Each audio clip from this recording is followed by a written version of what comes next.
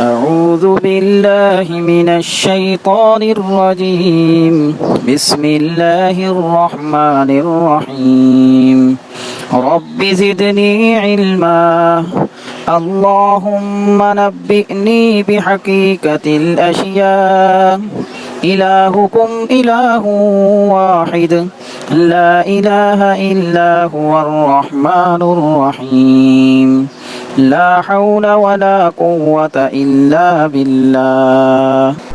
السلام علیکم. گزشتہ ویڈیوز میں ہم آپ کو 4 ٹیشوز جن کا جسم میں بنیادی کردار ہے ان کو سادہ ترین طریقے سے سمجھانے کی کوشش کر رہے ہیں. آج اسی ٹاپک کو آپ کو ایک اور طریقے سے سمجھانے کی کوشش کرتے ہیں. امید ہے آپ کو آسانی سے سمجھ آ جائے گی. آج سیاست کے جتنے بھی طلباء ہیں، خبروں میں ہم اکثر ایک لفظ سنتے ہیں جسے کہتے ہیں ٹرائیکا. وہ جی فلانے ملک کی ٹرائیکا ہے، یہ ہے وہ ہے. وہ ٹرائیکا کیا ہے؟ وہ مقتدر ادارے یا مقتدر سربراہان جو اپنے محکمے چلانے کے ذمہ دار ہیں، وہ باہمی طور پر مشاورت سے جو لاہے عمل تیار کرتے ہیں اس کو اسٹیبلشمنٹ کہتے ہیں. انسانی جسم کے اندر اسٹیبلشمنٹ یا ٹرائیکا وہ انہی 3 سسٹمز کی ہیڈ یعنی دماغ، دل اور جگر اور ان کے باہمی تعامل کو اسٹیبلشمنٹ یا ٹرائیکا کہیں گے. امید ہے بات انشاءاللہ سمجھ آ گئی ہوگی. اب اس کو مزید آگے سمجھاتے ہیں. اس کو مثال سے سمجھیں. ایک آدمی اس نے کسی سانپ کو یا کسی دشمن کو دیکھ لیا. آنکھ نے فوراً دماغ کو اطلاع دی.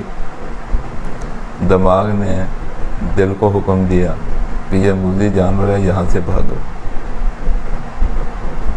جگر نے اس بھاگنے کے لیے توانائی فراہم کرنی تھی. اس بیچارے کے پاس توانائی نہیں تھی.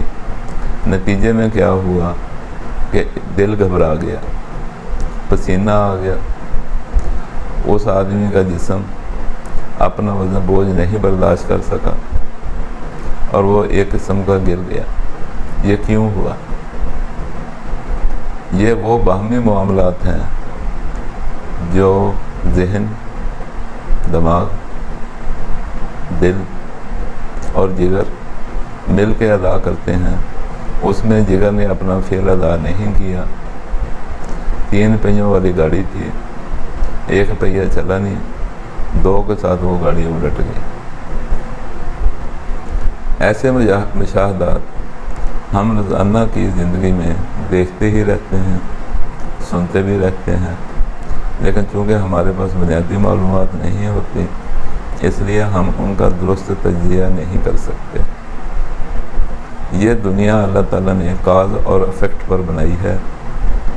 ہر ایک معاملہ جو وقوع پذیر ہو رہا ہے اس کی کوئی نہ کوئی وجہ ہے. جب تک اس وجہ کو ختم نہ کر دیا جائے اس کا رزلٹ کبھی چینج نہیں ہو سکتا. سادہ طور پر آج ایک آدمی 40 سال کی عمر میں جا کے اس کا بلڈ پریشر بڑھ گیا. اسے پوچھیں کہ آج سے 40 سال پہلے آپ کا بلڈ پریشر کیوں نہیں بڑھا؟ اس کو کوئی معلوم نہیں.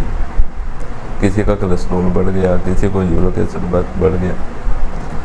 جسم کے اعضاء بھی وہی ہیں، جسم کے اعمال بھی وہی ہیں، سب کچھ ہیں، لیکن پہلے جسم کے وہ اعضاء جو ان چیزوں کو اپنے معمول پر رکھنے کے لیے ضروری تھے یا اپنے معمول کا کام کر رہے تھے، ان کے کام کرنے میں خلل آ گیا اور اس خلل کے نتیجے میں یہ جو متعلقہ چیزیں تھیں ان کا لیول بڑھ گیا. اب چاہیے تو یہ تھا کہ ہم اس خلل کو دور کرتے، لیکن قربان جائیں سائنس کے، وہ اس خلل کو دور نہیں کرتی. وہ مصنوعی طور پر ان چیزوں کو اپنے کنٹرول میں کرنے لگ جاتی ہے۔ کنٹرول کا مطلب کیا ہے؟ کسی چیز کو محدود کرنا۔ آپ کسی چیز کو محدود کرنا چاہتے ہیں، اس کے لیے آپ کو مسلسل اس کی نگہداشت کرنی پڑے گی، اس کی نگرانی کرنی پڑے گی۔ اگر آپ اس کو ریکٹیفائی کر دیتے، ریکٹیفائی کرنے میں کچھ محنت تو کرنی پڑتی، لیکن اس کے بعد آپ ٹربل فری ہو جاتے، وہ تکلیف آپ کو کبھی زندگی میں دوبارہ نہ ہوتی۔ دیگر علاجات اور طب میں یہی ایک بنیادی فرق ہے۔ طب چاہتی ہے اپنے آپ کو ریکٹیفائی کر لیں، آپ کے مسائل حل ہو جائیں، اور معمول کی دیکھ بھال کے ساتھ آپ اپنی باقی زندگی آسانی کے ساتھ گزار لیں۔ اب یہ تینوں جو ہیں، ان کا آپس کا تعلق مختلف جھلیوں، مختلف رابطوں کے ذریعے ایک دوسرے کے ساتھ ملا ہوا ہے۔ ہر ایک نظام دوسرے کے ساتھ ریلیٹڈ ہے، وہ دوسرے کی ضرورتوں کو پورا بھی کرتا ہے، ان کو سمجھتا بھی ہے، اور دوسرے نظام کو اپنی ضرورتیں شیئر بھی کرتا ہے، بتاتا بھی ہے، اور ان سے اپنی ضرورت کی چیزیں حاصل بھی کرتا ہے۔